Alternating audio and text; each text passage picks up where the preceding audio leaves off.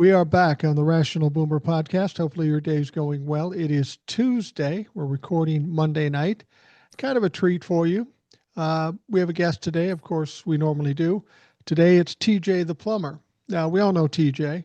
He's on the lives a lot, but we've never recently had a chance to just sit and talk about shit. And TJ is not only a person of a like mind, he is essentially a Trumplefuck troll hunter too. He'll go out looking for fucking trouble.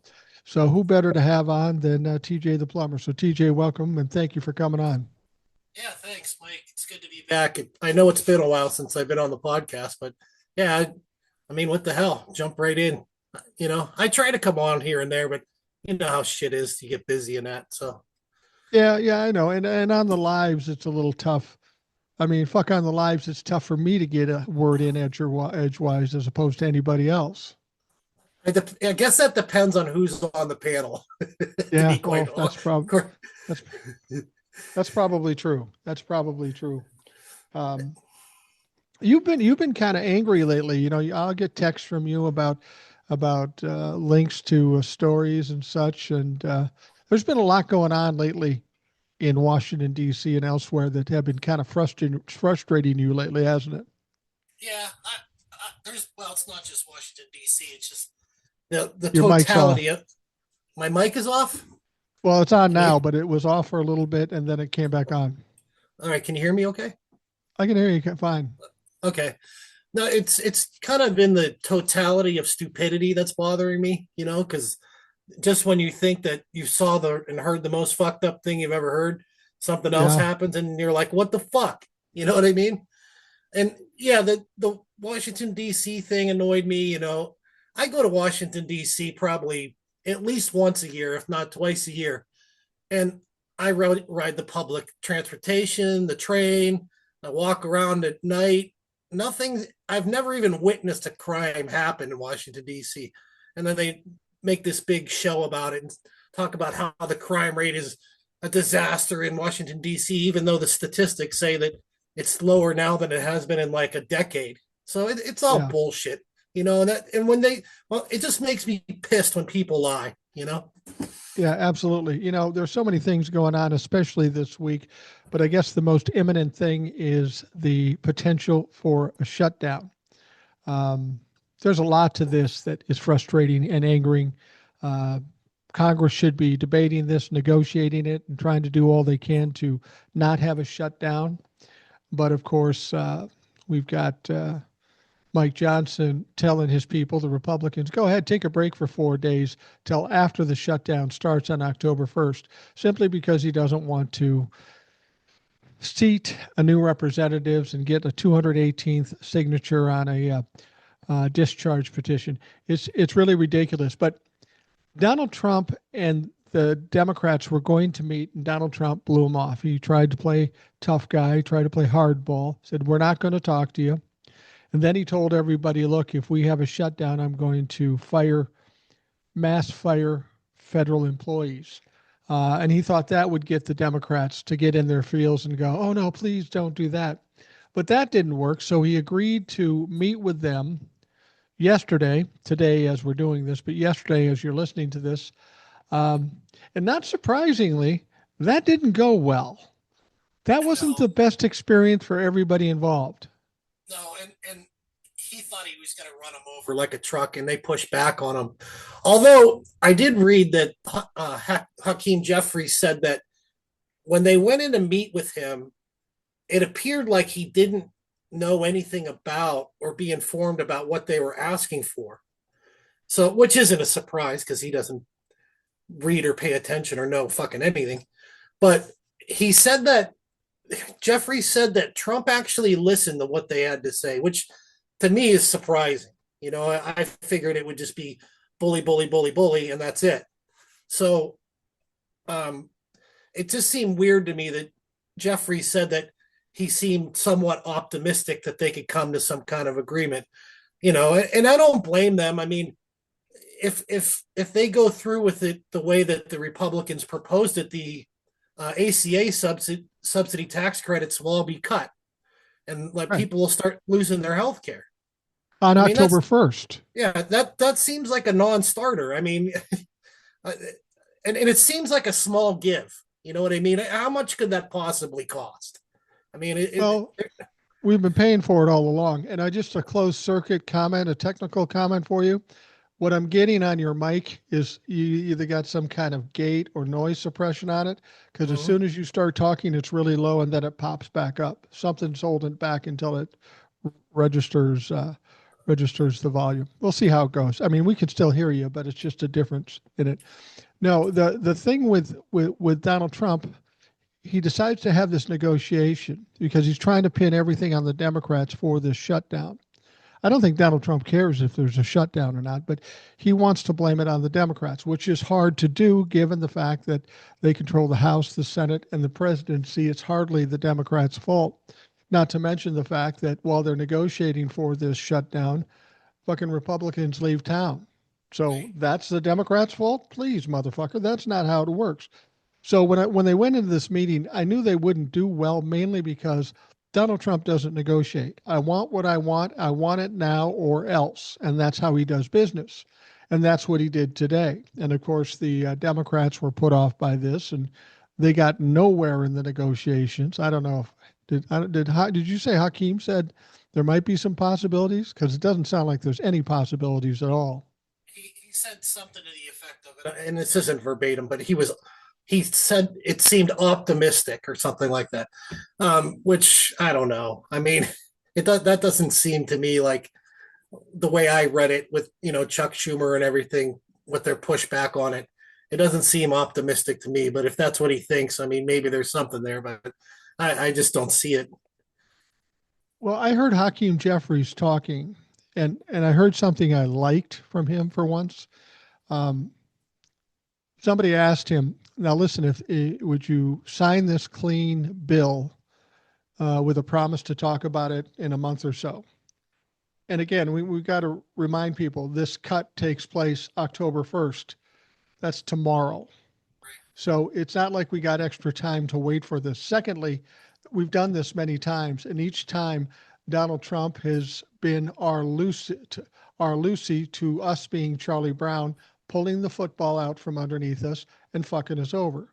So if anybody believes what Donald Trump or the Republicans would say in as far as working something out later, please. And it sounds like Hakeem Jeffries isn't buying that bullshit. Hopefully they stay strong on this situation.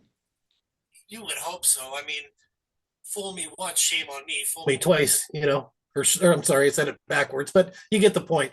Um, they've been lied to by the Republicans time and time and time again. Why believe them now? Why would they believe them now? It doesn't make any sense. Not only why should they believe them now, but if they do believe them now, it's warranted for the Democrats to be done with these motherfuckers.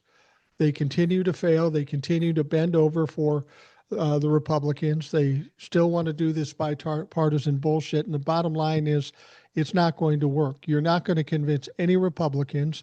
They're going to shoot you down if they get a chance. And then when they're in the opposite situation, they're going to shame you and you're going to bend to them. This is what Democrats have to understand. The idea that you're saying, we want to work something out, we want to work across the aisle, we want bipartisanship. Nobody in this country, after all we've gone through, is buying that shit. Nobody is supporting that shit. If you're talking to Republicans, you better be fighting those motherfuckers. Otherwise, people are going to hate you. You got to learn that lesson. Right. Well, they got to stand up to them. The last time they did a CR, they went along with the Republicans and they pushed it through. This time they're not asking for a lot, you know, um, short of saving people's health care, which is important. And I don't think that's a big ask. And if they relent on that, they're just going to be weak and look weak. They will look weak, and it wouldn't surprise me if they bent. The whole point of, well, if we shut the country down, that could be terrible. That's what they said last time around. And look at the country. It's fucking terrible. You got to stop this shit. And the only way to do it is to be strong. I've said before, look, here we are. We're in the middle of this shit. You try to reason with people. You try to negotiate with people. And if it doesn't work, Maybe the only alternative is let the fucker burn down and we pick up the ashes and hopefully put things together after the fact. I don't like that idea. I don't like that strategy, but nothing else has worked. So what else do we do? Right. And Senate and House Republicans better start thinking twice, because this is going to land squarely on them. No matter how they try to spin it and try to lie about it and say, oh, it's the Democrats, they didn't vote with us. Well, what the fuck? Like if you have a contract, and Mike, because you were in business for a while, and you need to negotiate that contract, you don't walk in the fucking room and say, this is what we're doing and this is how it's going to be, and if you don't like it, fuck you. Like, that's not how you do business. You have to come to the table and negotiate something, and they're not willing to do that. So this lands squarely on them.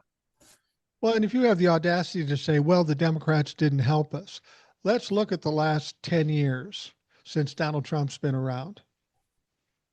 When has any Republican voted for any Democratic fucking bill?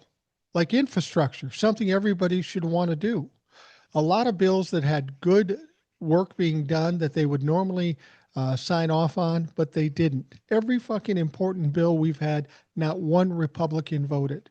So don't try to shame us that we didn't help you in your time of need, motherfucker, because you haven't done it for a long time. The whole Roe v. Wade, everything else, it just gets tiring.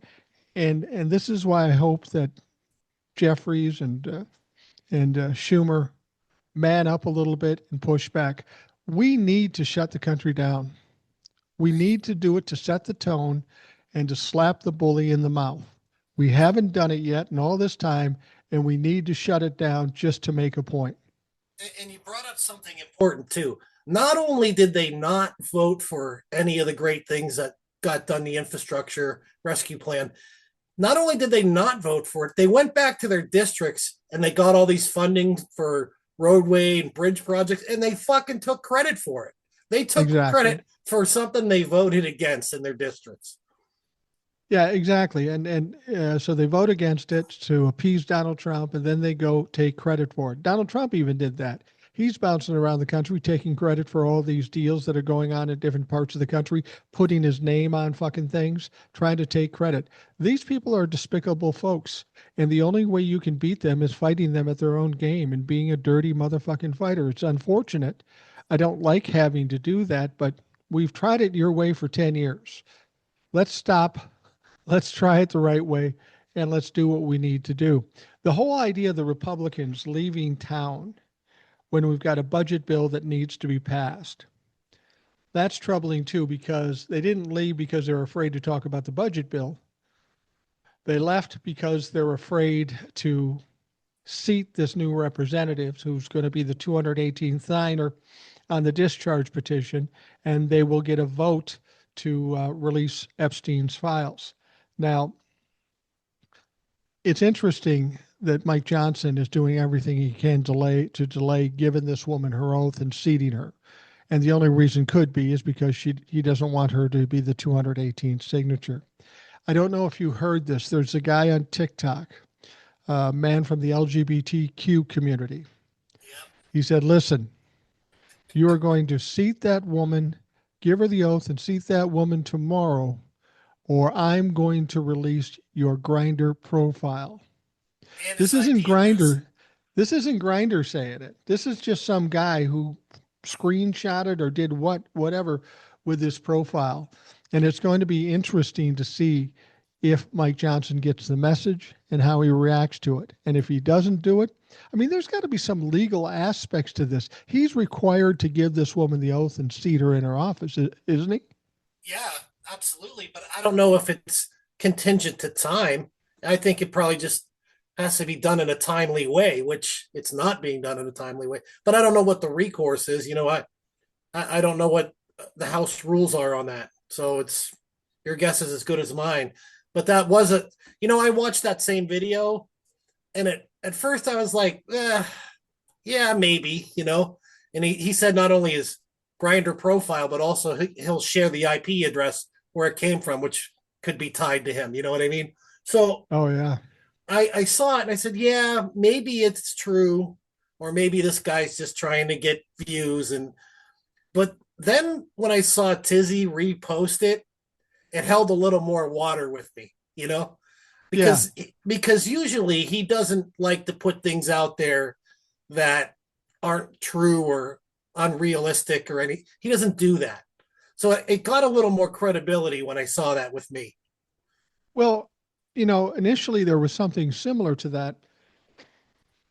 The app itself, Grinder, had made the threat that the Supreme Court, um, if the Supreme Court doesn't or tries to do away with gay marriage, that they would release all the Republicans on Grinder.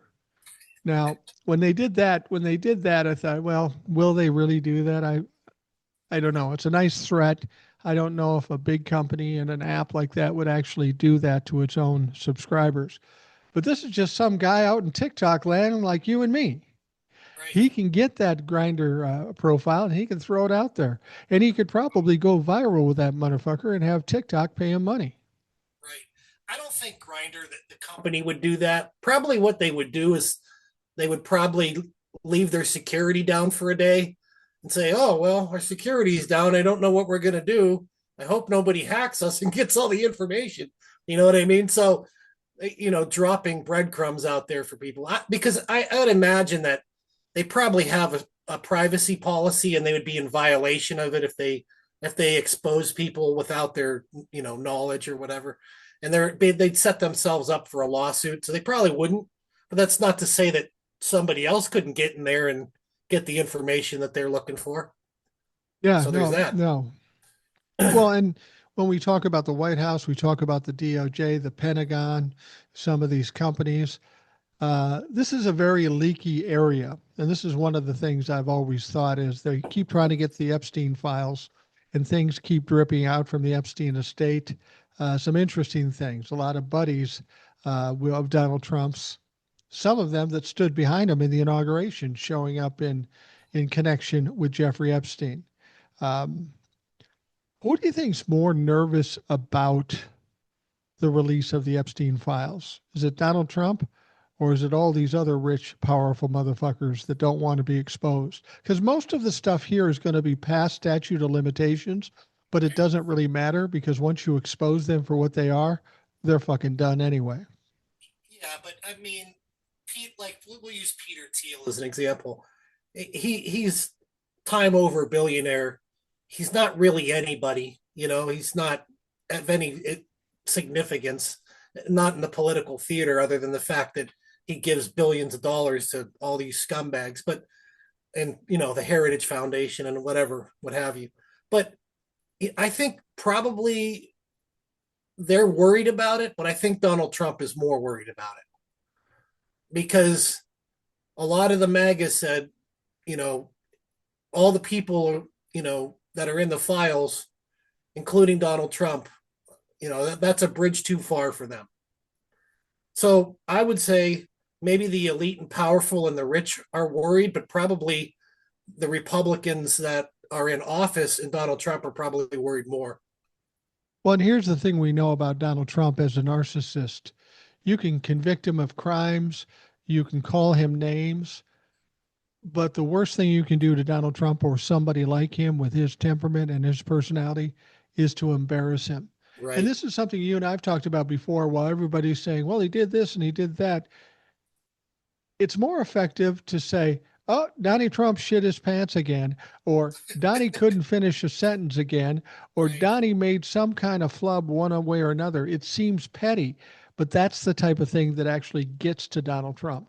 Oh yeah, those little embarrassments drill the shit out of him. Like it's far worse than anything else you could possibly do to him. Like people talk shit on him, and he gets all mad, and Gavin Newsom trolls him, and he gets all pissed off. But when you embarrass that motherfucker, he doesn't even like it that like Barron Trump is taller than Donald Trump. Okay, Right. so when he gets in frame with him, he doesn't stand next to Barron because that bothers him that Barron is towering over him. And someone said that that's also why he doesn't like James Comey, because James Comey was in a photo with him and he's taller than Donald Trump. Trump has some weird fixation about his height. I don't know why, because he's almost as wide as he is fucking tall, but Yeah. whatever. Yeah, and again, it goes back to embarrassment. He likes to be the alpha male. And I've always said, if you have to tell me you're an alpha male, you ain't an alpha male. If you have to act like you're the toughest guy in the room, you ain't the toughest guy in the room. And Donald Trump is the weakest, the dumbest, and the silliest motherfucker in any room that he walks into. But don't you get the sense that he's kind of losing it now? I mean, this is what happens to narcissists. They go into a narcissistic panic when there's no way out, when they're cornered. And it's feeling more and more like that to Donald Trump because he's got too many things to manage. He's got the economy. He's got the deportations. He's got the trade wars. He's got Jeffrey Epstein. He wants to be able to control everything, and he always has been able to do that. But it's becoming almost impossible now, and he's starting to freak out. Yeah, definitely. And don't forget, smart people don't like Donald Trump, so there's that That's too. true. So, I mean, that's a big flub. Can you imagine being a Trump supporter and hearing that? What would you think? What would you think? I mean, So, I know people like this in real life. They will say stupid things or mean things, thinking they're being clever or funny. But there's one fast rule about being funny. If you're not a funny person, don't try to be funny. If you don't LJ, know how to sing, don't sing. Yeah, exactly. Just don't try to be funny. And he's got all these little quips, because when he says something and people take him literally, I can tell he's just trying to be funny or flip or trying to be right. funny. But when you're president of the United States, you don't have that luxury to say flip shit and have people not take it seriously. Well, when you're the president of the United States, you're supposed to be the highest diplomat in the world, right? So, Allegedly. allegedly, supposedly, so that comes with a certain level of decorum that you're supposed to present yourself and be respectful, and that he just doesn't have any of that shit, not even close. So he, for him not to think or react to the things that he says, it's not a surprise. I mean, it's pretty normal for his world. That's what he's used to. Yeah. Yeah. It's so hopefully, well, I'm really serious. I hope they do shut it down. They their bluff needs to be called for once and not have the Democrats be chicken shit. Now, granted, it's not the best for a lot of people. It's going to hurt a lot of people. But let's be honest, there's a lot of people being hurt currently, Right, and you bended last time.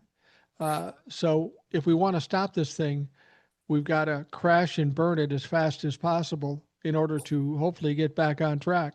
Well, I think the collateral damage from shutting down the government short term is less than the long term damage that will happen if they don't come to a resolution and help, with these um, ACA credits and what have you.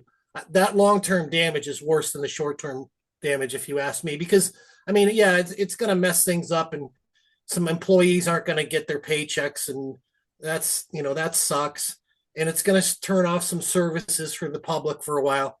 But at least, people who are sick and unhealthy that need that health care, they get that turned off. They're done. I mean, they're going to die. So a little bit of pain for the short term is probably better than the long term damage that would happen if this went through the way it is. When you look at the cost that it's going to cost these people with their health care and the potential for deaths and suffering and pain, it's worth the fight. And I'm just Right. hoping the Democrats are willing to fight. Fighting or wars, that it isn't pretty and people will get hurt, but sometimes it's absolutely necessary. And I think in this situation, it is. I mean, every time we've come close to a shutdown, I've always said the same thing: guaranteed, last minute, last day, they'll come up with an answer and they'll pull it from the jaws of defeat. I don't think so today. I mean, they're running from so many things, from the Epstein files and everything. I don't know how they get it done. And when their lead negotiator is Donald Trump, and Donald Trump doesn't know how to negotiate, he just says, I want what I want, or you're going to suffer. He'll just double down and triple down, and he won't bend. So nothing will get done. Yeah, and it's definitely time. I mean, the Democrats need to call Mike Johnson's bluff. They need to call his bluff and fight back. Fight back for once. And that's what needs to happen because if they do shut it down, Mike Johnson's terrified that that's going to happen. And he will be running to the Democrats trying to work out a deal with them because he knows what they're doing is stupid. What they're asking for, what the Democrats are asking for isn't unreasonable. They just don't want to negotiate anything. Even though when the tables are turned, the Democrats negotiate with them. Yeah. They do all the time. But they just and I think Donald Trump is playing a lot behind the scenes on that too. He's telling Mike Johnson, no, no, no, don't give them anything. That won't look good if we give them anything. And he's going along with it. So I'm sure that that's playing into it too. And that's why Mike Johnson's he's afraid of Donald Trump too. So Well, that one of the things that didn't surprise me is somebody was talking about the meeting and people who came out of the meeting. One of the, it was probably Hakeem Jeffries who came out. And when they were talking about negotiating it, and Hakeem Jeffries said, look, we want you to end some of the cuts to Medicaid and we want you to keep funding ACA. They're not looking for extra money for ACA. They're looking for the same money they've been paying for 10 years. Okay. right. Yep. And that's all we're trying to do is trying to keep that going. And Donald Trump looked at him like that was the first time he ever heard that. He had no clue that Right. this was part of it, and part of it can be attributed to for the last 3 days Donald Trump's been golfing and not focusing on the fucking budget because he doesn't care. He doesn't want to do the work. He just says, "Go do what I want to do, get it done, or you're fired." That's his attitude. Exactly. Yeah, that's absolutely right. And that's what I was saying earlier, that it appeared like when they were in the meeting, Jeffrey said it appeared like he was listening because I don't think he had a fucking clue, to be honest with you. No one told No, him anything about it. he wants what he wants when he wants it, and he doesn't care what it costs. Right, exactly. Yeah, it's a weird. It's a weird concept to go negotiate with Donald Trump, and that's who the Republicans are putting up to do the negotiation. They had to know as well as anybody that nothing will get done here. When it was all said and done, all they had was people pointing fingers at one another. The shutdown's your fault. The shutdown's your fault, and that's all that came of it. So it was wasted. Donald Trump probably was right with his gut feeling initially: is don't bother meeting because nothing's going to come from it. So now here we sit. As you're listening to this, we're on September 30th, midnight tonight. If there isn't a deal struck, the country shuts down. What do you think? What do you think is going to happen if it shuts down? You think the Republicans are going to immediately step up and try to blame it on the Democrats as much as they can, even though they really have nothing to stand on to try to do that? Well, they will. We know they will. But you're right. I mean, it lands squarely on them. And Fox News will spin it in a way that it'll totally blame the Democrats. But the fact of the matter is, how can they? The Democrats went and said, we want to meet with the president. We want to meet with Mike Johnson. We want to meet, with John Thune and all of them. And we want to work this out. And then they got told to go fuck themselves. And now the government shut down. Whose fault is that? Is that the Democrats' fault? No, they did the right thing. And Yeah, they can try to blame them all they want, but they hold the House, they hold the Senate, and they hold the presidency. So all of that shit lands right on them. yeah, absolutely, absolutely. We've got the other meeting going on today too. Do me a favor. I don't know if this will help. Maybe pull your mic closer to you so you have a hotter signal coming in when you start out, because it still does that. It starts out real low and then it pops up. I don't know why. So it's got to be some kind of gate or some kind of noise reduction or something that takes a while for it to suck it up to the level that it's supposed to be at. Not sure why. It gets there pretty quickly, but you got that period of time just before where it's kind of low. So people listening, you can still hear them. If you hear the switch in the level, you know what that's about. Um, Now the other meeting is, I don't know if that's coming up today or tomorrow, but we're talking about the one where Pete Hegseth is bringing in all the generals and admirals to have some kind of meeting. I mean, this doesn't happen, and it's kind of a stupid event in the first place. Not just me saying it, but other military people saying it. What are your thoughts about this meeting that's coming up? I've been thinking about it a lot, and I'm not really sure. I think that this is all a big show. I don't think it's about people are like, oh, they're gonna be starting up a war, or they're gonna talk about releasing the military on the rest of the country. I really don't think that's it. I think it's all a big show. I just think it's, Donald Trump wants them to look like they're tough. So Pete Hegseth came up with this harebrained idea to make them look like they're tough. I think it's going to amount to nothing. It's Yeah, a I think you're probably right.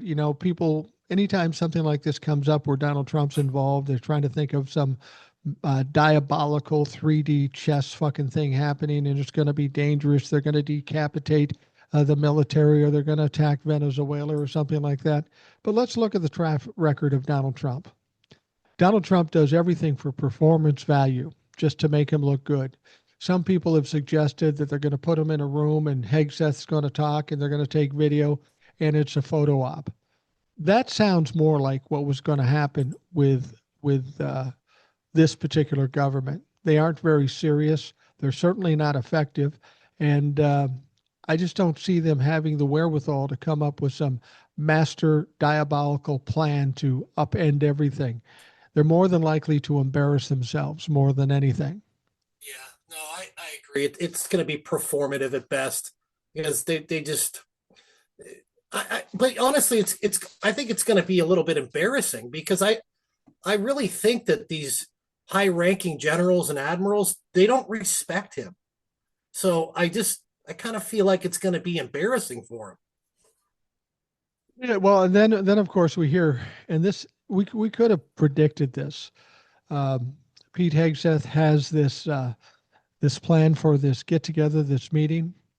Donald Trump is asked about it, and once again he acts as if he never heard anything about it, which is weird if the Secretary of Defense or of War decides they're going to have a meeting where every general and admiral in the entire world, American generals and admirals, coming to this meeting and Donald Trump not knowing. It tells you how they're running this government. People are just going off and doing what they're doing, and Donald Trump doesn't have any interest in being involved in most things because he's a lazy fuck. But he doesn't know that it's happening. And once he finds out it's happening, and once he finds out it's the talk of the country, guess what? Well, I guess I'll show up. I need to slide on some of that popularity and chaos that you're creating. It's inevitable that he's going to go there, and it's going to be interesting to see if he talks to the generals.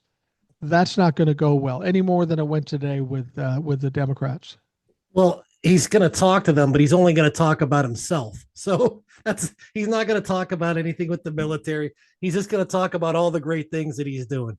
It's going to be a joke, just like he did at the fucking UN. You know, we've been I've talked about this with some people on the show in the past, and we've always been waiting and wondering when the military is going to go. We swore an oath to the Constitution, not to Donald Trump. And when he asked us to do things like invade Portland or Chicago or what have you, um, when does that red line come up where they say, you know what, we didn't swear an oath to Donald Trump. It's time to push back from the military. I would have to think that dragging in 800 generals, all with egos of their own, to come listen to some bullshit, um, I would have to I would have to believe that's going to piss some of them off, and maybe we're getting closer to that red line. Yeah, I would say so. I wouldn't imagine that they like being told what to do by a major from the National Guard when they're a 4-star general or whatever. They're probably not real keen on that because the military's really about the structure and how you earn your rank, and he most definitely did not. So it's got to piss them off to some degree that they're in that position. So they may not be too accommodating to what Hegseth wants to do moving forward. So we'll see. Well, and we've been hearing that some of the some of the National Guard in California are getting a little upset. The morale isn't great. I mean, Right. people have to understand when you're with the National Guard, you're with the Guard part time. And when you're with the Guard part time, you go to your meetings, you go to your training, whatever, once or twice a month. You still have a job at home. You still have a family at home. They expect you to be there. The job expects you to be there. But when you pull them out and put them in LA for 3 months, you're away from the job, you're away from the family, and you're standing there doing virtually nothing. And this waste of time, this ridiculousness is causing them to be frustrated. And I have to think that the generals that are coming in, wasting immense amount of time and money, this isn't going to make them very happy either. No, definitely not. Because, and quite frankly, I think it's kind of unsafe to have all of our major military leaders in one place at one time. I mean, we don't know what kind of thing could happen, what kind of crazy fuck like Timothy McVeigh is out there. You know what I mean? It's just, it seems like a bad idea all around, really. I mean, It does on two levels. You know, when you put that many people together in one room, Pete Hegseth, Donald Trump, 800 generals and admirals, and God knows who else, and some kind of attack happens, there are a lot of important people that could be injured or killed. But over and above that, we've got situations all around the world that need some leadership to make sure everything stays safe. And when you pull them out of there, that poses some problems internationally as right, to some horrible things that could happen. I hope against hope that nothing happens, but if I'm a foreign country that wants to do the United States harm, that would be the day. right. Or other conflicting countries, like what's to stop China from saying, today seems like a good day to invade Taiwan? Well, yeah, exactly. You know, it's like when you're young. I don't. You probably have never done this, but if you're in a part of town and you're 17 to 70s, you might be drinking a little bit, uh, and you go by an accident, and there's 10 local squad cars all at this one event. Hmm. That's tragic. That's sad. But that means I can speed anywhere I want in town because all the fucking cops are at that one place. Right. Yeah. No, I know what you mean. Yeah. When the guard is down, you can get away with a lot more. Absolutely. Donald Trump is more concerned with the performance as opposed to national security. And Pete Hegseth himself has proven national security isn't a thing for him. Um, that's the one thing I would hope that these generals are concerned about. We don't seem to have national security. This party is one illustration of that, and of course Pete Hegseth's behavior. Um, there's got to be some concern, anger, or fear with these generals too. If national security is thin at this point, I mean, they've got men out there and women, and their lives are on the line. If there is no national security, that puts them at further risk. Yeah. Of course it does. And having their, second in command in all their posts doesn't make it any safer. If anything could happen. I mean, but our national security has been in a crisis since January anyway. So, I mean, they're just snowballing it and making it even worse. Well, we had another meeting yesterday or today, depending on when you're listening to this. Um, Benjamin Netanyahu was in town, and Donald Trump sat down and talked to Benjamin Netanyahu. And I don't know if people heard this, but prior to Benjamin Netanyahu meeting with Donald Trump, there was a car that exploded or burned right near the White House. Wow. That I, seemed to be like a potential ominous threat. It could be coincidence, but what are the odds that would happen near? You know, I've seen that stuff happen on freeways and stuff when you got cars sure. going fast and stuff. But to have it on a side street near the White House, um, you wonder if there's going to be an investigation in that. More importantly, do you think we'll ever hear anything about that investigation? We don't hear anything about any investigations. Well, I have an important question because I didn't see this story, so I have an important question. Was the vehicle a Cybertruck? Well, there you go. No, they didn't say that it was, but again, if it were a Cybertruck, I guess that would explain it. Right. It's That's why. just it may have been just an accident. It's just a Cybertruck doing what a Cybertruck fucking does. Yeah, they explode and they burn. Well, that's why I had to ask the question. That's a good point. I hadn't thought about that. I hadn't thought about that at all. But I don't know if you noticed what Donald Trump and Netanyahu talked about. Basically, he and Netanyahu came up with some kind of peace plan, which I found interesting. And they're going to take it to Hamas. And this peace plan involves Donald Trump being ahead of another committee that is in charge of Gaza, which is a recipe for disaster. I know he wants to build hotels and stuff. Does he not get, while it looks like a nice piece of land and it's on the ocean and it would be a great spot for a resort, doesn't he understand there's going to be regular bombing runs, especially if the Americans take control of this thing? This thing won't last very long. Does he not get that? Well, not only that, first of all, it'll take them forever to construct anything there, because every single time they start building something, it's going to get sabotaged. Yeah. Secondly, even when they do, they're going to be terrorist attacks there.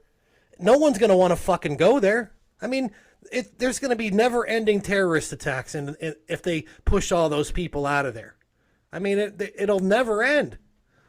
Who wants to go on a vacation and get fucking blown up on the beach? I don't think that's a place I'd pick, to be quite frankly with you. I tell you, if I'm going to take my family on a vacation, I would rather go to the reddest part of Florida than Gaza at this point. No vaccines, Trump humpers all over the place, STDs at the villages. I'd rather go there than Gaza. You're going to get chlamydia and the measles. Probably polio and leprosy, too. Did you hear that? There's leprosy down in Florida? That's fucking crazy, man. I mean, fucking last... I don't know. Bible. Right. That's Bible. Fucking 2,000 years ago. Now it's fucking back. I don't know about... Yeah, probably. I don't know. I've never heard of a case of leprosy. You know, no.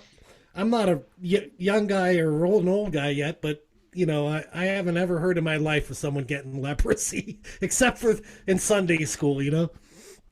Well, you know, I have a grandson, and my wife and I are kind of doing some daycare a few days a week, and I love it. He's cool as hell, funny as hell. And my wife says, you know, and they're very cautious now that he's only 4 months old. If we fly someplace, we got to stay back a couple of days because they're worried about measles and all that stuff for the kid. Right. And I think they're maybe going a little overboard with it, but it's their kid. I'm not going to argue with them about how they're going to raise their kid. But I said, honey, she wanted to go down with some friends, as she normally does, down to Fort Myers, Marco Island or something like that. She goes, do you think I could do that? I said, logistically you could, but do you want to? If nobody's got vaccinations and all this shit is going, do you really want to do that? Right. I don't know. Maybe it's okay down in Marco Island, but for me, I don't want to go to Florida or Texas. And I love both states. I love the scenery and I love the locations. I talked to Jace, who's down in San Antonio. That's a great spot. I just can't bring myself to go down there and spend any money when they behave the way they behave. Right. No, absolutely. I mean, it's crazy down there right now. I couldn't imagine. My friend lives in I think he lives near Fort Lauderdale. Like, I would not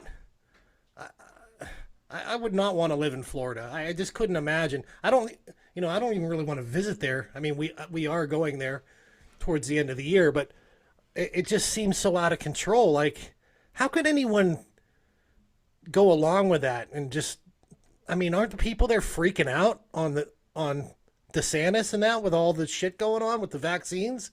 You would think there'd be pushback on that. I don't know.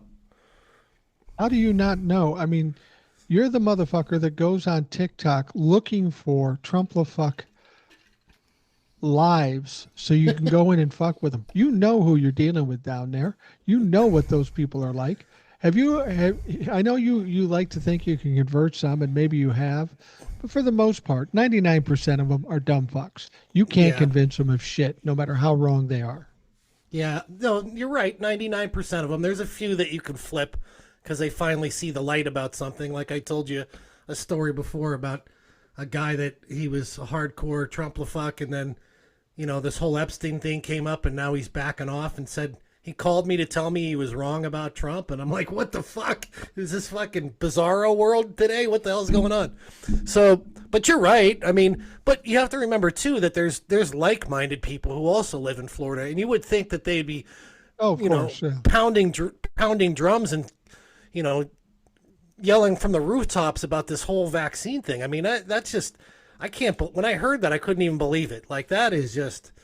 Meanwhile, they have cases of measles going on down there and the other shit we talked about. I mean, that's how could you even go along with that? I think they're going to get punished in their next elections, on local levels even. Well, and I think the most disconcerting thing, it's funny. I live in a condo in Minnesota, and we have a few people that you'll see them come here in the summer, and they will have stickers on the back of the car saying they live at the Villages in Florida. Right. And I'm trying to think of what could be more disconcerting than a bunch of 75-year-old people watching porn, studying the Kama Ugh. Sutra, and then having illicit sex with one another. I mean, talk about fucking disgusting. I ate my dinner before I came here today. I did too. I mean, it's hard to think about, but it's one of those things. Once you picture it in your mind, you can never get rid of it. No, God, no. That's a horrifying thing to think about. At least there's no unwanted pregnancies. We got that going for us there. Well, yeah, we don't want dumb fucks breeding anymore. So yeah, you're right about that. But don't you think Florida, because of the amount of really old people down there, is really where the problem lies? Yeah, maybe because there's a lot of boomer age people that are staunch conservatives. So I would say, yeah, I mean that probably skews the numbers a little bit in favor of Republicans in the state, just because the retirees all flock there. But I've got some friends that are retired that are Democrats that have a condo in Florida and they live there half the year and they're registered to vote in Florida. So, I mean, I think. But I mean, even economically in Florida, it's becoming a problem. People are trying to sell their homes. They can't sell their homes. They can't afford the insurance. Right. I mean, it's just a fucking mess down there. You probably can get a condo down in Florida pretty cheap right now. Oh, I'd imagine so, but you can't get insurance for it. So one hurricane later and you're out your money. I mean, what are you going to do? Exactly. When you talk about people who support Trump and people you wouldn't expect, you're a labor leader in Pennsylvania. Mm-hmm. And of course, a lot of people in labor, blue collar people that are in unions, Yes. vote for Donald Trump. And I know you have some frustration talking to some of those folks as an avowed Trump hater, but have you noticed any changes as of late? Are people experiencing the negative effects of Donald Trump's actions? A little bit, but some of them are hardcore, and you're never going to change them. I know that's a fact, but what I've noticed, there is a change, and the change is some of these people are more willing to listen to what you have to say now. As before, they'd dismiss everything that you possibly would say to them. You'd say, this, and this is bad. You're voting against your own interest. You're voting against your job. You're voting against your pay, and they didn't want to hear any of it. But now it seems like some of them are more receptive to hearing what I have to say. So there is a change. Is it a big change? No. But if the mindset's changing a little bit, that they might be thinking to themselves, hey, maybe I was wrong about some of this shit, that's good. That's a good sign, because that may change the, outcome of some things coming down the road here, particularly next year. So, yeah, I would say that the mentality has changed a little bit. It's not a big change, but at least I feel like it's not as staunch support for Donald Trump as it was before. But again, some of them no matter what he does, it doesn't matter. Even if he's in the Epstein files, they're still gonna not believe it and still support him. So, and there's no changing those people. There's no changing that. Donald Trump could come in and take their job and just destroy their union, and they would still follow him. I mean, it absolutely makes no sense to me. I mean, it's no secret that Project 2025 wants to absolutely eliminate labor unions. Like, and they know that this stuff's being implemented. I mean, they're getting mailers and things in the mail from AFL-CIO. Some other different labor places are sending these mailers and telling them, hey, this is your future's at stake here if they implement some of these things. If they pass national right to work, the public sector unions are over. I mean, so there is a little bit of change in the way that people listen or receive the message, as opposed to back in 2024 when the election was about to happen. I got to tell you, I'm a little envious of Donald Trump getting the blind loyalty from these people. He can fuck them over. He can take their money. He can take their rights. He can take their benefits. He can do whatever, and they blindly follow him. And the reason it troubles me so much, because I think I can count you in on this, and I think your wife would probably admit to this. He gets them to blindly follow him, no matter what he does to them. And people like you and I had to work our asses off in high school to get a fucking date, make them believe you're a good guy. What does he have that we don't have? I don't know. It's not intelligence, I can tell you that. I mean, no. He's pretty sexy, though. You got to admit that. Ask Melania. So what does he have? I think that these people believe that in some fantasy land, and it makes zero sense, but they believe that Donald Trump is on their level.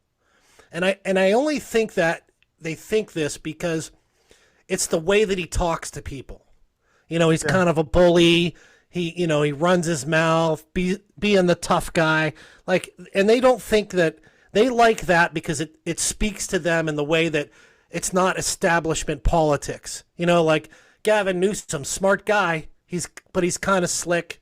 He's kind of, and that they don't like that. And I think that's what the allure was.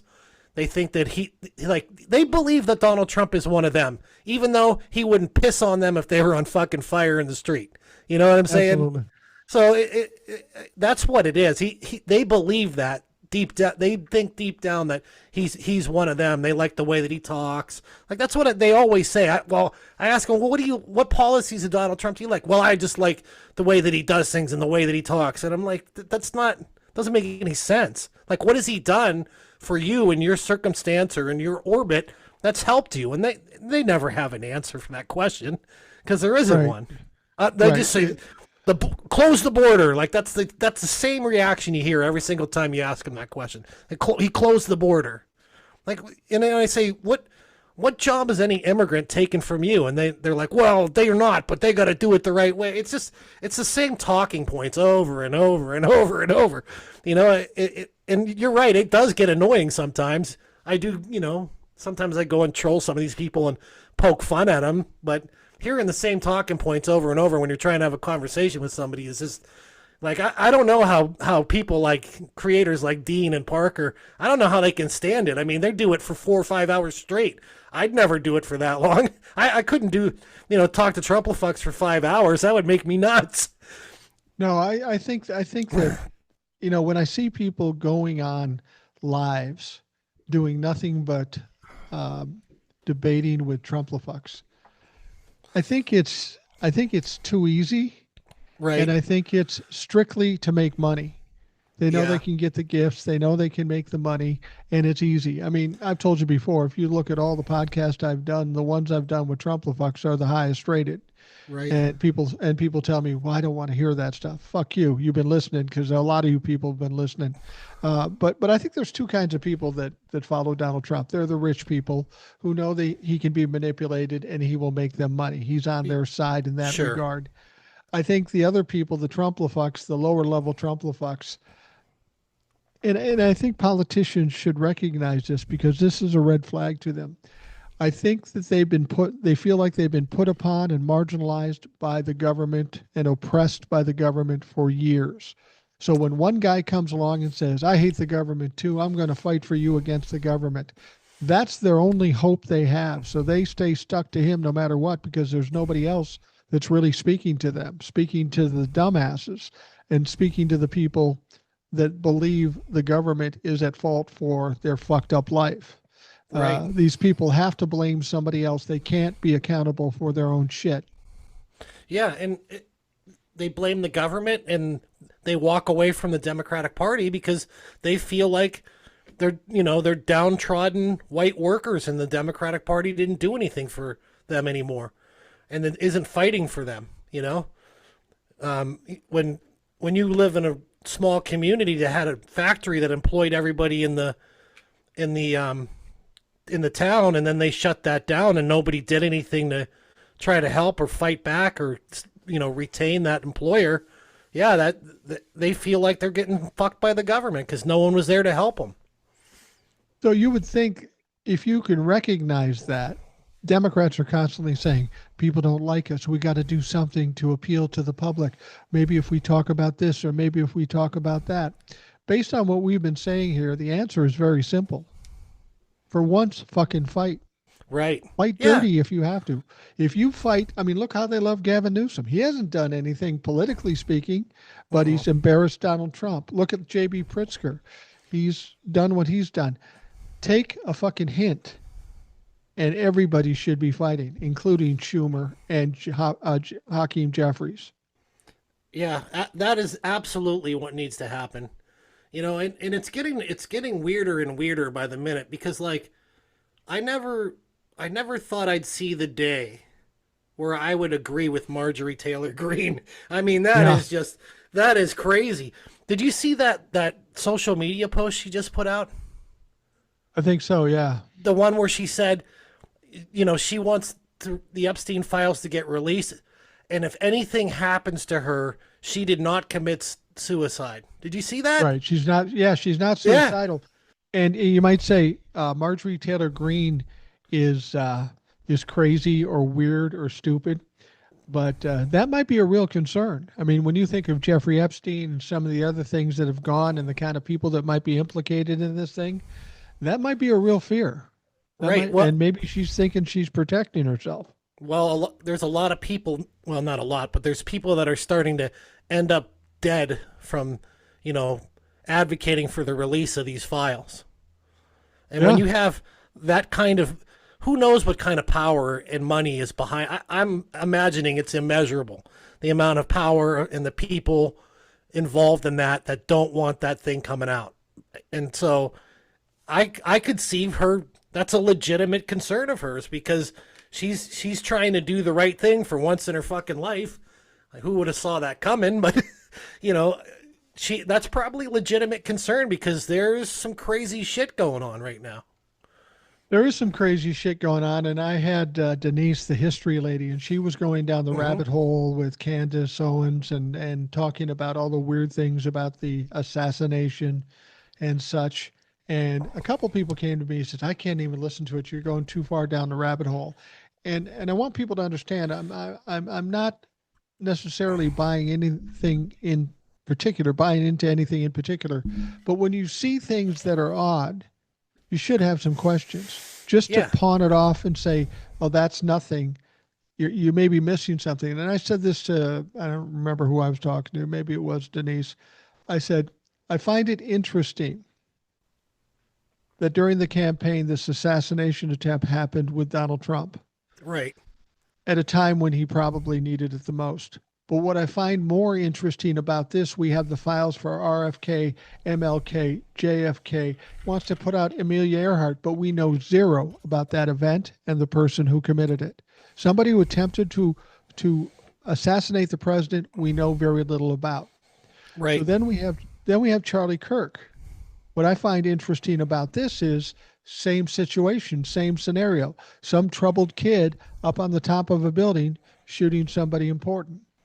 The other thing that I find weird is that prior to Charlie Kirk dying, Donald Trump was heard to say in a leak from the White House because of the Epstein files, I need one big thing. I need one big Yep. thing to distract attention. Now, I'm not saying it was Charlie Kirk, but this is Donald Trump. Yeah. And he doesn't tell us about everything. And the same thing with the thing in Dallas.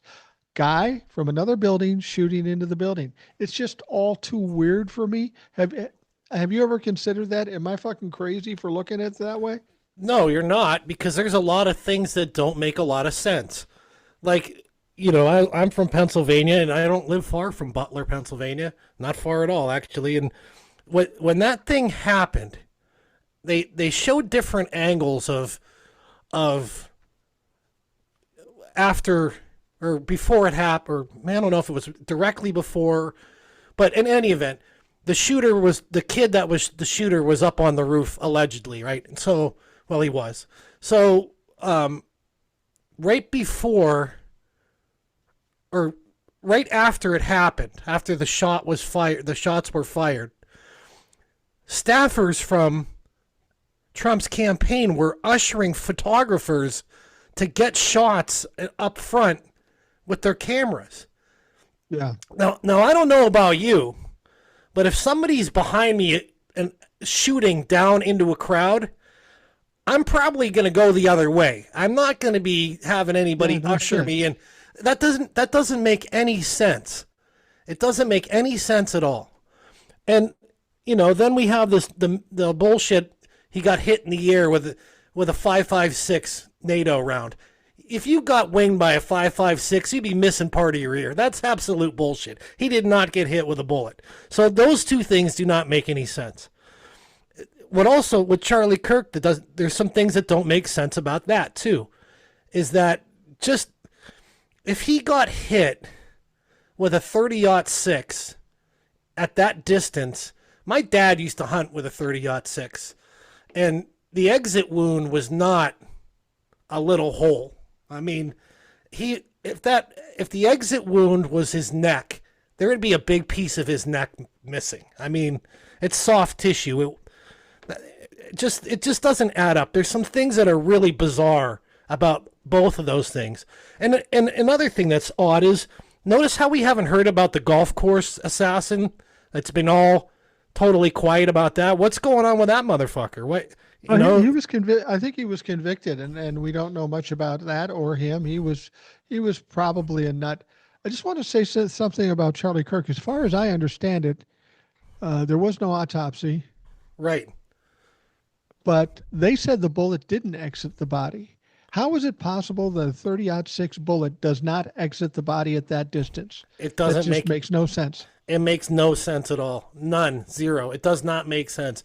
And the premise that he didn't get the autopsy wasn't really in compliance with the rules of the state of Utah. Yeah, the laws of Utah. So why is that? Like, why, somebody gets, in an accident or whatever, they have to have an autopsy, but someone gets assassinated and they don't? That doesn't make any sense at all. And what also doesn't make sense is if they're saying that the bullet didn't exit the body, why would they not do the autopsy and remove that for evidence for the prosecutions and whatever? Why would they not do that? Exactly. And the question for me isn't what kind of gun that shot him. It could have been it wouldn't be a 22, but it could be a lower caliber, a gun or whatever. Why are they insisting that it's a 30-06? If it couldn't have been a 30-06, okay, we made a mistake. It was this instead. But they're not doing that. They're insisting that this is the way it went. They tell us that this kid wrote a note, but they don't have the note, but they have a picture of the note. Right.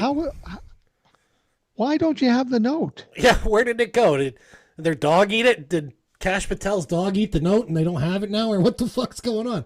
It doesn't make any. There's a lot of stuff that's not making any sense, and I think part of it is they're making fuck ups, but we don't know. Like, we can't see fully what they are, but they're fucking up, and eventually it's gonna come out. I think that people know things, and we'll find out down the road. But and when I talk about this, I don't want everybody to think it's just a conspiracy theory. It could be one of two things: something weird, something uh, strategic that happened, Right. something nefarious, something diabolical. It could have been that, or it Sure. could just be attributed to FBI and law enforcement that's just fucking incompetent. That's what Right. I'm trying to figure out. Yeah, no, and I'm definitely not a conspiracy theorist by any stretch of the imagination, but there is a lot of things that aren't adding up. It's not that I'm a conspiracy theorist, it just doesn't make sense to me how these things happen the way they happen. There's a lot of things that are unexplained. Like ever since that thing happened in Butler, we haven't heard shit about it. Like no one ever told anybody what happened or we haven't heard about it once. Like it just they shoved it down into the ground and that was it. Like shouldn't we get more information about who this kid was and why he did what he did? Like and then we have this shooting in Michigan which was tragic, right? And that it was the Trumplafuck that did it, number one. And Rebecca and I are like really upset about it because we have a friend. I won't say what her name is, but we have a friend. Her dad was killed in that shooting in Michigan. Oh wow, I'm sorry to hear that. Yeah, she's a really nice lady, and we were just really upset when Oh, we that's found out. tragic. That's horrible that her father got killed. So It was funny though that Donald Trump didn't come right out and say that it was a liberal because he did it. They were talking about it being a liberal in Utah before he was even caught. So how they knew that, who the fuck knows? But in this case, there's no denying that this guy was not a liberal and was a Republican. They had a picture of him with a Trump Vance fucking shirt.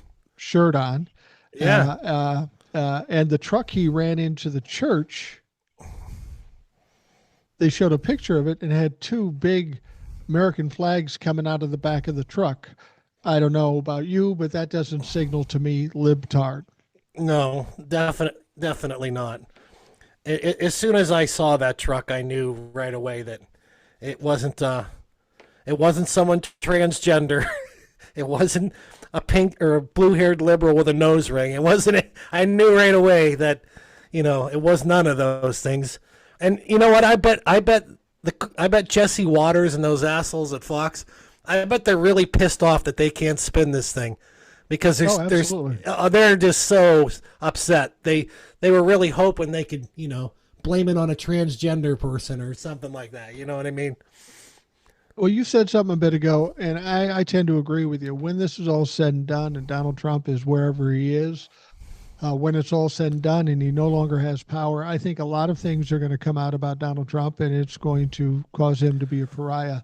You wonder what the people like Jesse Waters or some of the other followers or some of the people in his cabinet are going to do when this is all exposed and there's no denying it. And they were supporting him for all this time. Do they ever recover from this? And don't they realize that they're putting themselves in peril by doing what they're doing, even at this late date? Well, they do, but they don't care. And of course, what they'll do is when it starts coming out that Donald Trump is a horrible piece of shit, and they figure it out, they'll just downplay it all. That'll be their strategy. They'll downplay it. Oh, he did this, and they'll just downplay it. It's going to be a joke. But what I think is going to happen that's bigger than what Fox is going to do or any of these news agencies is that some of the people involved, I mean, let's face it, Donald Trump's committing crimes every single, right? And the people who work for him are committing crimes for him. Well, when this is all said and done and he, falls out of power, however that may be, whether it's his health or if he's, he finishes his term, which seems kind of unlikely to me, but there's a lot of people that are going to end up being indicted. And I think that there's going to be a lot of people that are going to want to save their own ass. So they're going to be flipping like pancakes all over the place on Donald Trump and his cabinet and Pete Hegseth and Kristi Noem. They're going to be flipping on all of them, trying to save their own skin. Good luck with that. People like Kristi Noem, Elon Musk, and the like, they've all committed crimes in their own right. Hell, we've got Tom Holman, who took a $50,000 bribe in an FBI sting on videotape, and he insists, "I did nothing illegal." Yeah, motherfucker. This isn't gonna age well. Donald Trump may be able to protect you now, but eventually you're gonna have to answer for that bullshit because it's pretty clear you did what you did. Yeah, and then Carolyn Levitt came on TV and lied about it. She said it never happened. Give me a break. That's what they always do. That's what they always do. They say, never happened, never happened. And they expect people to believe what they're saying. Now, like you say, there is a faction of people that will believe anything that they tell them, but it seems like less and less people. I heard of, I don't know if it's last year or a couple of years. Oh, yeah, last year, there's been 47 special elections. I think it's 47. Mm-hmm. And in 46 of those elections, Democrats have won or outperformed the Republicans to the tune of 16%. That should be a signal to Republicans at this point. Yeah, you would think, but they just keep doing what they're doing. Let's let the government get shut down. That'll help their chances in the midterms. you know, it's like they're trying to kill themselves. I don't get it. Like, it doesn't make any sense. Yeah, yeah. What do you think? So say it shuts down at midnight tonight. Mm-hmm. What effects do you think that really has on the country? I mean, it does shut down a lot of things, national parks, probably mail service, probably a lot of things. For those people out there that are worried about their Social Security or Medicare or Medicaid and all that stuff, that's not affected, right? Yeah, no, the Social Security wouldn't be affected.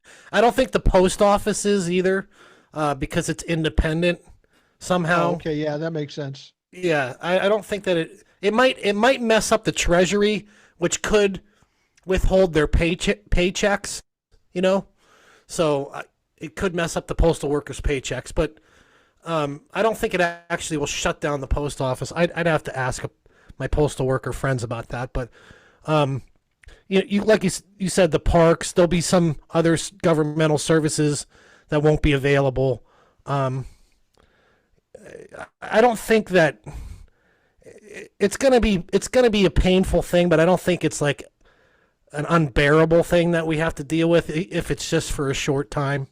I mean, this happened before, a few years back. The government shut down, and it was kind of a pain in the ass, but we just, gritted our teeth and we got through it, and it opened back up, and we were okay. So I think and I'm going to go back to what I said earlier, is that I think that the trade-off for that, to retain people's health, to ask on a very small ask on the continuing resolution, is worth it. I think it's worth it to let them take one on the chin like they should have for a while. So I'm wondering if, remember, we've got a president who has a nickname Taco, and he's acting real tough.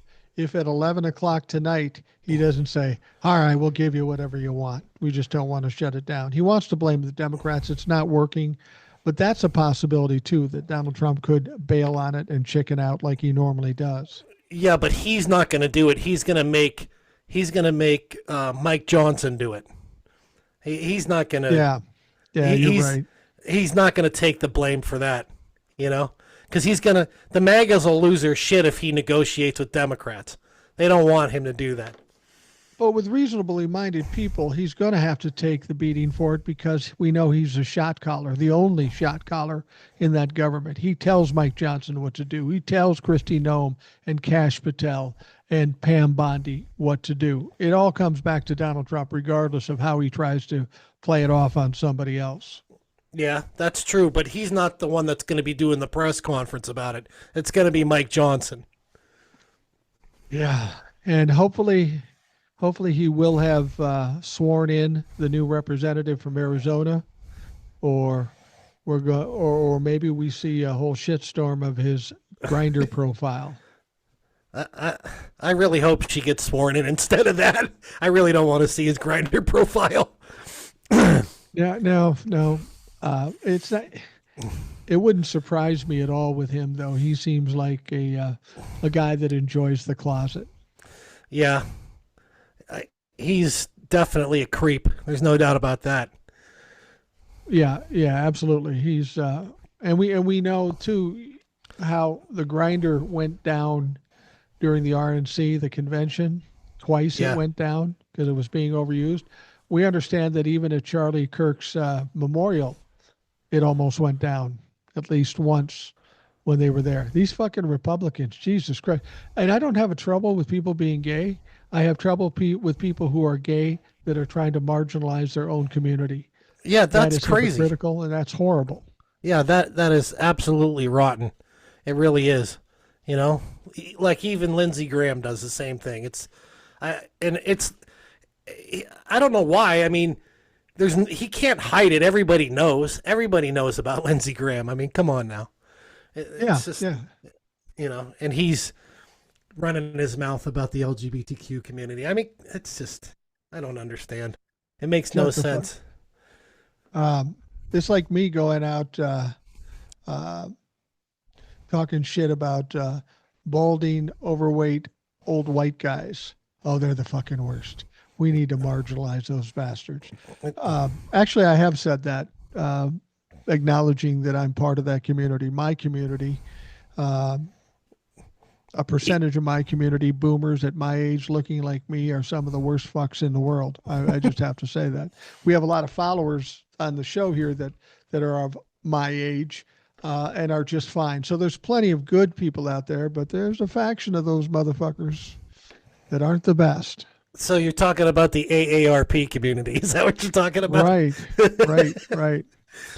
Yeah, the guys that walk around with the thick shoes and with you always can tell a boomer Trumplafuck if he's got the shoes with the thick soles and the Velcro across the top. That's a motherfucker that you got to worry about. The last thing I wanted to talk about, Yeah. because we've talked about a lot, is TikTok. Okay. Donald Trump came out the other day and said, "Hey, we cut a deal with TikTok. We're going to do this. We're going to do that. We're going to do this." And then we hear that from China, they're going, "We don't know anything about this. There is no deal." What the No. fuck is going on with that? It doesn't make well. It makes perfect sense to be truthful with you. It's another delay, distract move by Donald Trump. He's trying to make it look like he's doing something, even though he ain't doing fuck all about TikTok. He's just kicking the can down the road, trying to make it look like he's the best deal maker out there. Nothing's going on with it. Absolutely fucking nothing. Yeah, and if you don't believe us, all you have to do is look at all these tariff deals he claimed to have had, and then the other side saying, "Yeah, we don't have any deal. We haven't got anything in writing. Nothing happened." I mean, that's what's going on with China with the tariff deals. Right. We've been told twice that there are deals cut there, and apparently there aren't. There absolutely isn't. And the same with Japan. He said he made this deal with Japan, and Japan's like, "Fuck you! We didn't make any deal with you. Get the fuck out of here." You know what I mean? He just lies and lies and lies. There's no TikTok deal, and if there ever is a TikTok deal, and it involves Rupert Murdoch or Peter Thiel, I'm out. I'm done with TikTok. I'm not gonna Yeah, me too. participate. I'm not gonna participate in that bullshit because I know exactly where it's gonna go. It's going to go to hell in a handbasket, and I don't want to be part of it. Oh, And and when you speaking of, talk, go go ahead. ahead. And I I was was just just going to go ahead, Mike. No, just do it. You talk. You're the guest. Oh, I was just going to comment about the tariffs real quick. I actually talked to JD Farmer this afternoon, just real quick, and he said that this is the worst they've seen since the '80s with the Really? way that with the prices for the crops and that. He said it's the worst since the '80s. He said it's absolutely terrible. Wow. I know JD reached out to me about coming on, and he's more than welcome anytime. Um, I gave him my number so he can text me when he's ready. So if he's listening today, get on it, motherfucker. We'll hopefully have Old Soul on sometime soon. She's been out of state for a while, and she's back and she's got some interesting news. Hmm. Um, she's busy as a motherfucker out there. Well, She's, well, I, I, well, I get I get updates from her brother. Her brother texts me and say, "You know what's going on now?" I go, "No, tell me." And then I always have to say, "I'm surprised, not surprised." right. And yeah, so hopefully we'll get her on and she'll be able to bring us up to date with all the shit she's in the middle of.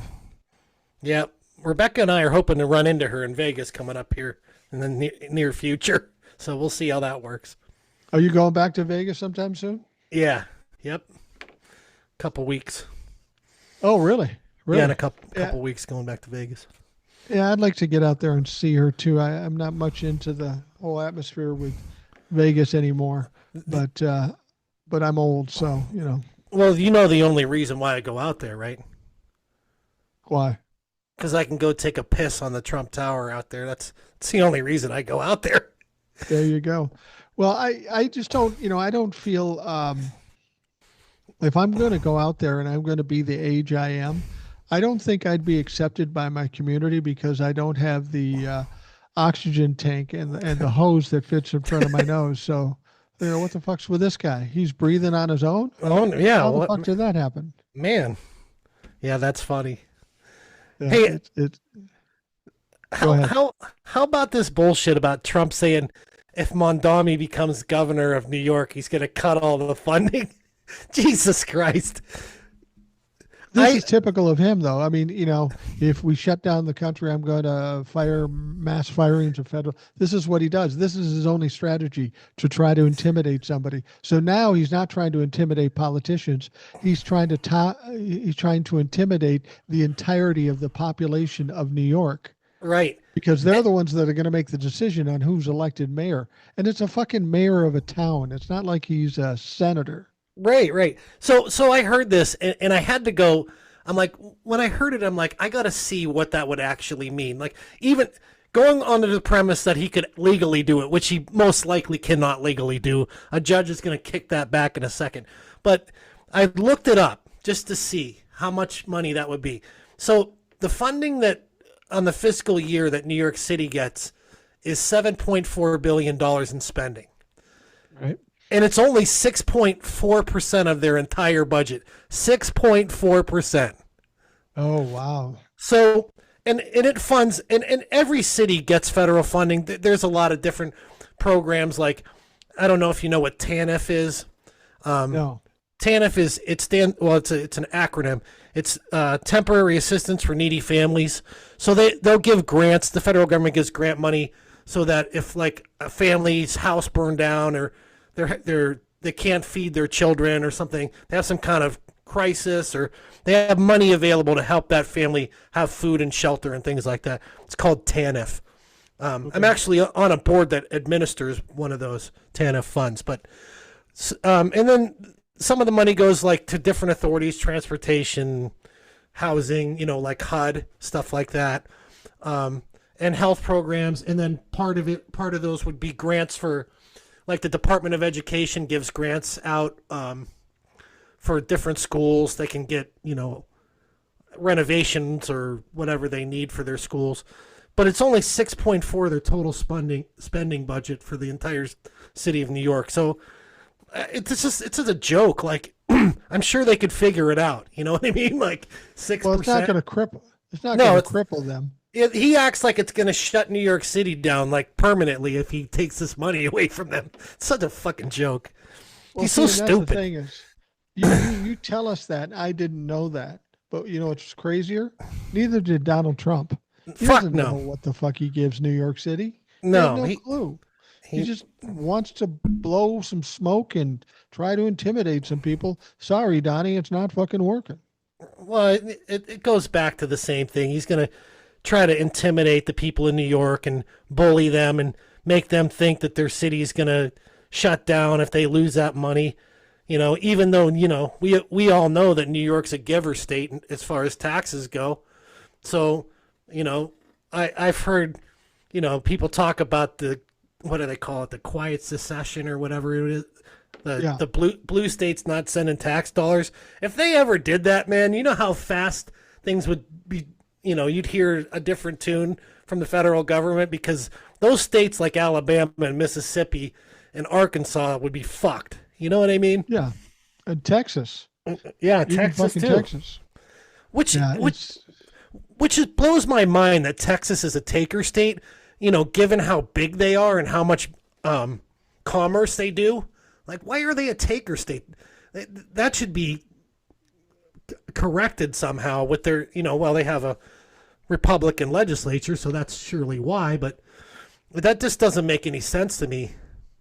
no, it makes no sense, and it can only be attributed to the fact that they're probably either corrupt or incompetently run.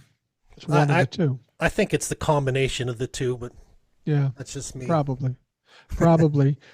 Well, TJ, I'm going to wrap things up for the Rational Boomer podcast. I want to thank you for joining me on short notice. It was very Sure. helpful, and I'm glad we had a chance to talk because we don't always get that in the lives because everybody Right. else is fucking talking.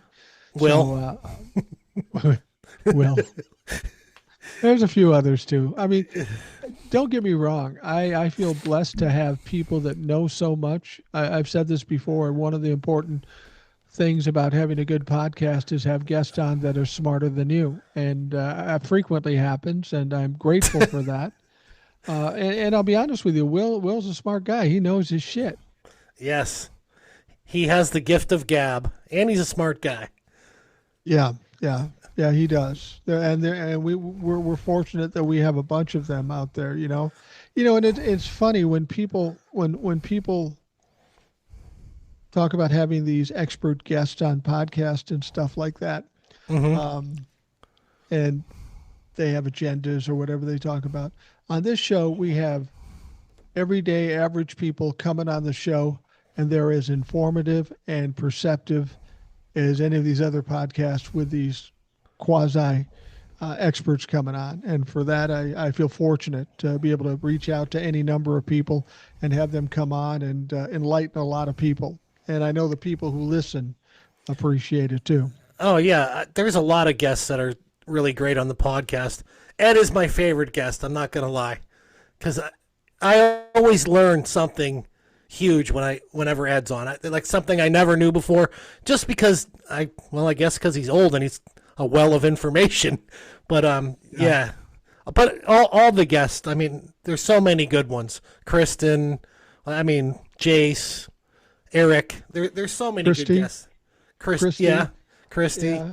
Erica, everybody. Ed, the thing with Ed is he's got two things going for him. He's old. Well, he's got three things going for him. He's old, he's smart, and he's been in the business of radio for 40 years, so he knows what he's doing. So Right. to sit down and talk to him, it's like second nature for he and I because we've known each other for a lot of time and we've Right. worked together for a long time. So it's kind of an easy thing. We kind of know each other's timing and when to jump in and when to stop and all that stuff. So he's an easy guest to have. And I feel fortunate that he can come on the show once a week in most cases. The weird thing about Ed, though, he's 75 years old. He's retired, but the only time he can record with me is 11 o'clock Central Time, 11 o'clock a.m. Central Time on Friday. If it goes any other way, we can't do it. He's retired. What is he doing? I've asked him that very same thing. I said, Ed, what the fuck do you got up? The best story about Ed, and people won't remember this. I don't, maybe I got it. Ed's a 75-year-old man. He has a house down in Rogersville, Tennessee, I think it's called. And he has a yard, and he goes out and mows his yard. So he comes on Zoom one day, still thinking we're only doing the audio version of it. But we're now doing the video, and he sits down like you and I, and here's this 70-year-old man with no shirt on, sweaty as hell. I go, Ed, what the fuck are you doing?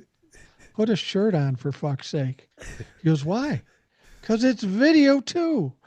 And here's a guy that's been on radio and TV for years. So, but other than that, it's a pleasure. Other than when he comes out topless, I enjoy having Ed on the show. That wasn't even that long ago. It was like a year ago. It wasn't even... Yeah, it wasn't that long ago. He's old. But he's no different than the other. That's the other thing about TikTok I hate is I keep scrolling, doom scrolling, and all that stuff, and Right. inevitably there's somebody my age who's got no shirt on and is laying down doing his TikToks. I go, what the fuck are you doing? Right. You chubby, sweaty, greasy, hairy motherfucker. Well, Put a most of shirt the on if you're going to tell us some shit. yeah, but you know what, Mike? 90% of those people are making TikToks telling them how they're going to own the libs. Yeah, that's true. 90% of them. That's absolutely true. All right, well, TJ, thank you. Say hi to Rebecca for me. I will. Tell Rebecca she needs to come on alone too without your ass bothering her. I'll try to get her to. Oh, she'll do it. She's smarter than both of us. Fuck it, she'll do it. Yeah, I'll let her know. Maybe you Okay. maybe we can convince her to do it.